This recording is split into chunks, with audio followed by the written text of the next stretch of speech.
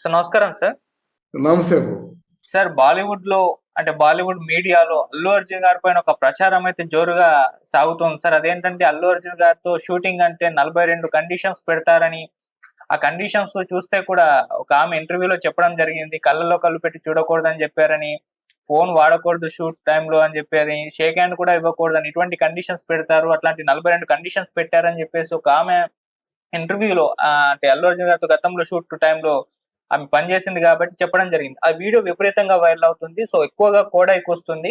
So మరి ఎలా అర్థం చేసుకోవాలి? బాలీవుడ్ ఏమన్నా అల్లు అర్జున్ గారి పైన విష ప్రచారం చేస్తుందా? ఎందుకంటే అల్లు అర్జున్ గారి పిఆర్ టీం కూడా స్పందించి ఖండించడం జరిగింది. సో ఎలా చూస్తారు సార్ ఈ అంశాన్ని?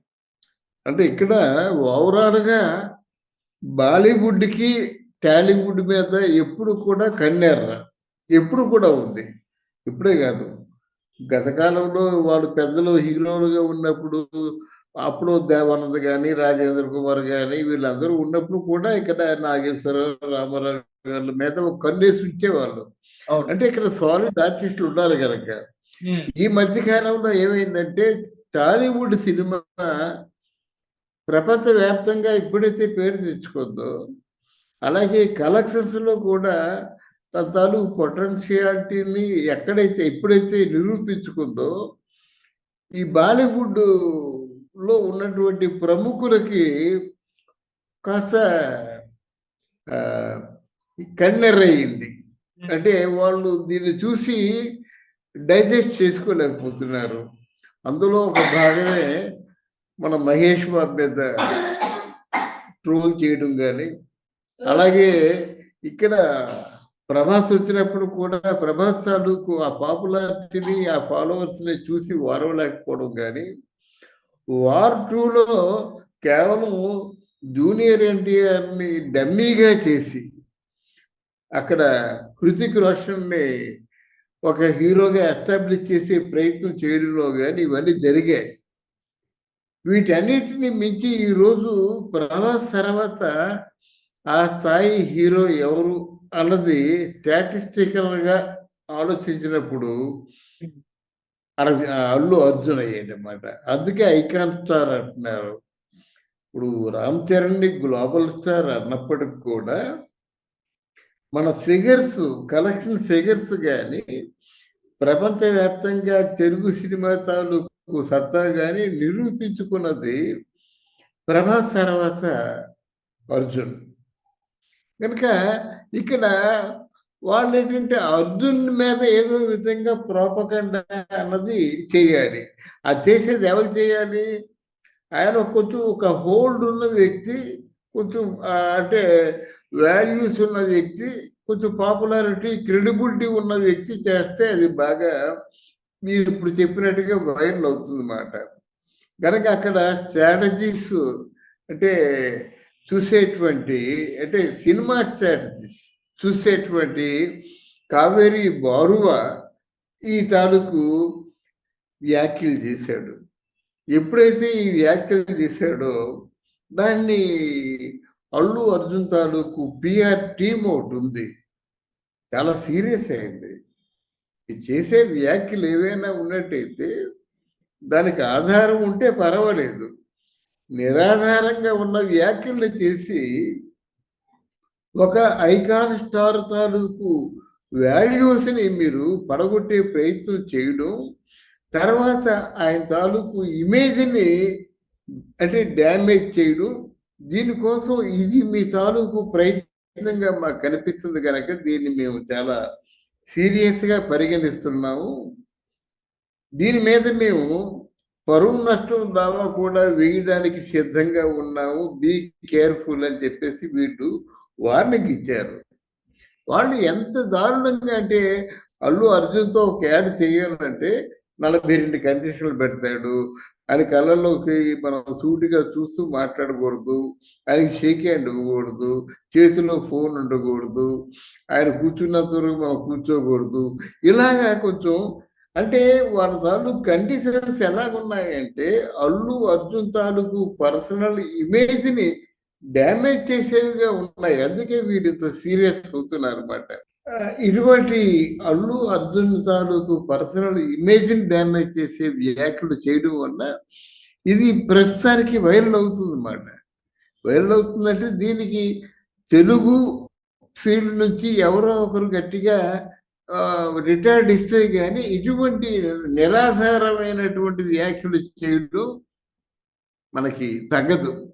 అల్లు అర్జున్ తీసుకున్న నిర్ణయం చాలా మంచిదే. అంటే అల్లు అర్జున్ గారి క్రేజ్ విపరీతంగా పెరిగిపోయింది పుష్ప తర్వాత. ఇప్పుడు ఆయన లైనప్ కూడా ఏకంగా బాలీవుడ్ బడా హీరోస్ నే ఢీకొట్టేలా ఆ విధంగా ఉండడం, ఇదంతా కూడా కారణం అనుకోవచ్చు సార్. ఎందుకంటే ఇప్పుడు బాలీవుడ్ లో కూడా అల్లు అర్జున్ గారికి మార్కెట్ విపరీతంగా పెరిగిపోయింది. సో వీటిని జీర్ణించుకోలేకపోతున్నారా సార్? అదే సార్ చెప్పేది నేను. ఎందుకంటే పుష్ప 2 తర్వాత మనకి ఆల్మోస్ట్ ఆల్ ఆ పుష్ప 2 ఎలా ఉందంటే వరల్డ్ సినిమాలోనే నెంబర్ 2గా ఉంది. నెంబర్ 2 గానో నెంబర్ 3 గానో ఉందన్నమాట వరల్డ్ సినిమాలో. ప్రపంచ సినిమా తాలూకు చరిత్ర ఇప్పటి వరకు ఉన్నటువంటి చరిత్రలో అవి సాధించిన రికార్డుల్ని మనం ఒకసారి పరిశీలించి చూసినప్పుడు చాలా ఒక హైయెస్ట్ పీక్స్ లో ఉందన్నమాట. కనుకనే ఇప్పుడు మిగతా వాళ్ళ కాదు, అల్లు అర్జున్ కొంచెం స్ట్రాటజీ ఉన్నవాడు. ఇప్పుడు ఆల్మోస్ట్ తెలుగు ఫీల్డ్ లో పిఆర్ టీముని మెయింటైన్ చేస్తున్న వాళ్ళలో ప్రధానంగా ఉన్న వ్యక్తి అల్లు అర్జున్ అని చెప్పవచ్చు. మిగతా వాళ్ళు మెయింటైన్ చేస్తున్నప్పుడు కూడా అల్లు అర్జున్ తాలూకు పిఆర్ టీము చాలా సీరియస్ గా ఉంది. అది ఆయన గురించి ఎక్కడ ఏ విధమైనటువంటి నిరాధారమైన వ్యాఖ్యలు చేసినప్పుడు కూడా ఇమ్మీడియట్ గా యాక్షన్ తీసుకుంటుందన్నమాట. ఈరోజు ఇన్స్టెడ్ ఆఫ్ అల్లు అర్జున్ అంటే అల్లు అర్జున్ బదులుగా వాళ్ళు పరువు నష్టం దావా వేయవలసి ఉంటుందని హెచ్చరిక చేశారంటే ఆయన కెరీర్ పట్ల తీసుకున్నటువంటి జాగ్రత్తలే కారణం. అందులో ఇప్పుడు 2 సినిమాల్లో యాక్ట్ చేస్తున్నాడు. ఇప్పుడు అట్లీ సినిమాలో యాక్ట్ చేస్తున్నాడు. ఈ సినిమా చాలా అంటే ఎక్కడ దాన్ని అంటే మనం అంచనా వేయలేము. ఆ స్థాయికి వెళ్ళి ఆ సినిమా ఉంటుందని అంత అంటే తెలుగు టాలీవుడ్ లో ఉన్నటువంటి కొంతమంది తాలూకు పెద్ద పెద్ద బడా ప్రొడ్యూసర్ తాలూకు అభిప్రాయం ఏంటంటే మనం అల్లు అర్జున్ని మీట్ అవ్వలేము, అల్లు అర్జున్తో మనం సినిమాలు చేయలేము అనే పరిస్థితికి ప్రొడ్యూసర్లు వచ్చారు, డైరెక్టర్లు కూడా వచ్చారన్నమాట. త్రివిక్రమ్ లాంటి డైరెక్టరు ఈరోజు హ్యాండిల్ చేయలేకపోయాడంటే ఆయన ఓకే అంటే ఎప్పుడో సినిమా మొదలయ్యేది. ఇక్కడ అల్లు అర్జున్తో బాగుంటుంది కార్తికేయ సినిమా అని చెప్పేసి ఆయన అనుకోవడం, ఆయన అల్లు అర్జున్ దగ్గర నుంచి పాజిటివ్ రెస్పాన్స్ రాకపోవడం, తర్వాత ఇక్కడ ఎన్టీఆర్ దగ్గరికి వెళ్ళడం, ఎన్టీఆర్ దగ్గర నుంచి కూడా పాజిటివ్ రెస్పాన్స్ రాకపోయేసరికి రెండింటా చెడ్డ రావడంలాగా ఉన్నది Trivikram Srinivas. Because of his demand, Allu అర్జున్కు ఉన్నటువంటి డిమాండ్ బట్టి ఈ పరిస్థితి వచ్చిందన్నమాట. ఆయన కెరీర్ పట్ల అంత జాగ్రత్త తీసుకపోతే కష్టం కదండి. ఈరోజు ఒక ఆర్టిస్ట్కి 200 కోట్ల రూపాయలు రెమ్యూనరేషన్ ఇస్తున్నారంటే చిన్న విషయమా? అందులో లాభాల్లో షేర్ ఉంటుంది, అంతా ఉంటుంది. పుష్పలో ఆల్మోస్ట్ 275 కోట్ల రూపాయలు ఓవరాల్గా రెమ్యూనరేషన్ అయితే కావచ్చు, అది గిఫ్ట్ రూపంలో ఇచ్చింది కావచ్చు, ఏదో రూపంలో ఇచ్చినటువంటి అమౌంట్ 275 కోట్ల రూపాయల్ని అంటే క్యాప్చర్ చేసేటువంటి హీరో అల్లు అర్జున్ అయ్యాడు అన్నమాట. గనక ఇటువంటి ఏదో బాగా పళ్ళున్న చోటకి చెట్టుకి రాళ్ళు అన్నట్టుగా బాగా ఫ్లరిష్గా ఉండి ప్రపంచవ్యాప్తంగా ఆయన పేరు పరిడివిల్లుతున్నటువంటి సమయంలో ఇటువంటి నిరాధారమైనటువంటి కొన్ని వదంతులు వస్తాయి. దానికి మిగతా వాళ్ళలాగా మామూలుగా లిటరల్గా అంటే స్పందించకుండా చాలా సీరియస్గా స్పందించి పరువు నష్టం దావా కూడా వేస్తానని హెచ్చరించడం మాత్రం అది హీరోకు ఉండవలసిన లక్షణాలు అన్నమాట. ఏదేమైనప్పుడు కూడా ఈరోజు పరిస్థితి ఏంటంటే టాలీవుడ్తో బాలీవుడ్ పోటీ పడలేదు.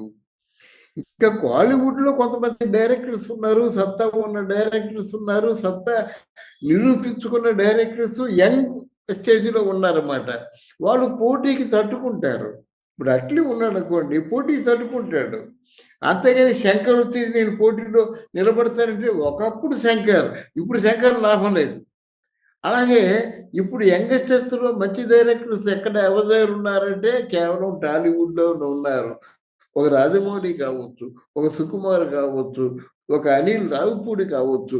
ఇలా కొంతమంది నలుగురేసినటువంటి డైరెక్టర్స్ టాలీవుడ్ తాలూకు స్ట్రాటజీని ప్రపంచానికి చాటి చెప్పేటువంటి సత్తా ఉన్న డైరెక్టర్స్ ఉన్నారు గనక ఈ టాలీవుడ్ మీద ఏదో రూపంలో రాళ్ళు వేసినట్టయితే కొంత బ్యాడ్ నేమ్ కదా, కొంత బ్యాడ్ నేమ్, వాళ్ళ పర్సనల్ ఇమేజ్ కూడా కొంత డౌన్ అవుతుంది అనేటువంటి భ్రమలో వాళ్ళు ఉన్నారన్నమాట. ఇది భ్రమే అనుకోవాలి, డౌన్ అవ్వద్దు. ఈరోజు టాలీవుడ్ ని టచ్ చేసేటువంటి ఫీల్డ్ ఇంకోటి లేదు. కాలీవుడ్ కావచ్చు, లేకపోతే బాలీవుడ్ కావచ్చు, ఇక్కడ మన కన్నడిగులు కావచ్చు, ఎవరైనా మలయాళం వాళ్ళు కావచ్చు, ఎవరైనప్పుడు కూడా వాళ్ళ తాలూకు గ్రాఫ్ డౌన్ అవుతుంది, మన గ్రాఫ్ బాగా పెరుగుతుంది. ఈ రోజు మన గ్రాఫ్ పీక్స్ లో ఉంది. దిస్ ఈజ్ ది కాజ్ మాట. ఇది మన గ్రాఫ్ పీక్స్ లో ఉంది. మనల్ని నోబడీ కెన్ టచ్ అస్. ఎందుకంటే అటువంటి టీం ఉంది, అటువంటి ప్రొడ్యూసర్లు ఉన్నారు. ఈరోజు 1000 కోట్లతో సినిమా తీసేటువంటి ప్రొడ్యూసర్ ఎవరైనా ఉన్నారా? మొత్తం ప్రపంచవ్యాప్తంగా మన యాజ్ ఫార్ యాజ్ మన ఇండియన్ సినిమా ఈజ్ కన్సర్న్డ్ 1000 కోట్లతో సినిమా తీసేవాళ్ళు ఉంటారు అనుకోను. ఒక రామాయణం చేస్తున్నారు, రామాయణానికి కూడా 1000 కోట్లు బడ్జెట్ అవుతుంది అని అనుకోను. ఆ 1000 కోట్లు కూడా ఇంకో 300 కోట్లు కలిపి ఈరోజు వారణాసి సినిమా తాలూకు బడ్జెట్ 1300 crores మాట. అంటే మనం స్టాటిస్టికల్ గా 1300 కోట్ల రూపాయలని ఒక తెలుగు సినిమా మీద ఖర్చు పెడుతున్నారంటే ఆ తెలుగు సినిమా సత్తా ఎంతో ఈజీగా అర్థం చేసుకోవచ్చు. ప్రపంచవ్యాప్తంగా ఉన్న సినిమాలన్నీ అర్థం చేసుకోవచ్చు. తర్వాత ఏంటంటే అవార్డులు రివార్డులు కూడా ఎవరు nobody can touch the Oscar అని అనుకున్నారు. కమల్ హాసన్ లాంటి వాళ్ళు సినిమాలు వెళ్ళినప్పుడు పరిగణలోకి, కె విశ్వనాథ్ గారి లాంటి సినిమాలు పరిగణలోకి వెళ్ళినప్పుడు, దాసరి నారాయణరావు గారి లాంటి సినిమాలు, అంటే వాళ్ళు చేసిన సినిమాలు బాగా సత్తా ఉన్న సినిమాలు వెళ్ళినప్పుడు కూడా ఈ సినిమా జోలికి వెళ్ళలేదు, ఈ సినిమాని అసలు చూడలేదు. అలాంటిది ఒకేసారి ఆస్కార్కి మనకి 2 అవార్డులు రావడం కూడా ప్రపంచవ్యాప్తంగా పేరు రావడానికి కారణం అన్నమాట. అసలు ఇండియన్ సినిమాలో ఇండియన్ టెక్నీషియన్ కి ఫస్ట్ మొట్టమొదటిసారిగా అవార్డు తీసుకున్న, ఆస్కార్ అవార్డు తీసుకున్న వాడు ఎవరు? ఏఆర్ రెహమాన్. అక్కడి నుంచే కదా స్టార్ట్ అయింది. లేకపోతే ఆస్కార్లో ఇండియన్ సినిమా ఎక్కడ ఉంది మీకు? ఆస్కార్లో ఇండియన్ సినిమాకి అసలు అవకాశమే లేదు. గనక ఆ ఏఆర్ రెహమాన్ తర్వాత ఎస్ఎస్ రాజమౌళి గారు ఆయన ఆ ప్రతిభని, తెలుగు సినిమా ప్రతిభని, స్టామినాని నిరూపించుకున్నాడు. తర్వాత సుకుమార్ కూడా ఆ తర్వాత డైరెక్టర్గా కూడా పేరు ప్రతిష్టలు తెచ్చుకున్నాడు. అయితే డెఫినెట్గా ఎప్పుడైతే మీరు గ్రాఫ్ మీకు బాగా పెరిగిందో చెడగొట్టడానికో, లేకపోతే డ్యామేజ్ చేయడానికో, లేకపోతే ఏదో ఒక అలజడి సృష్టించడానికో ఇట్లాంటి వదంతులు వస్తాయి, సహజమే. దీనివల్ల అల్లు అర్జున్ పేరు మరింత పెరుగుతుంది కానీ డ్యామేజ్ అయ్యేది ఏమి లేదు. ఆయన సినిమాలు ఆయన చేసుకుంటాడు, ఆయన పనులు ఆయన చేసుకుంటాడు అన్నమాట.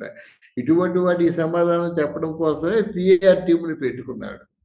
Right sir, thank you so much. Thank you అమ్మా.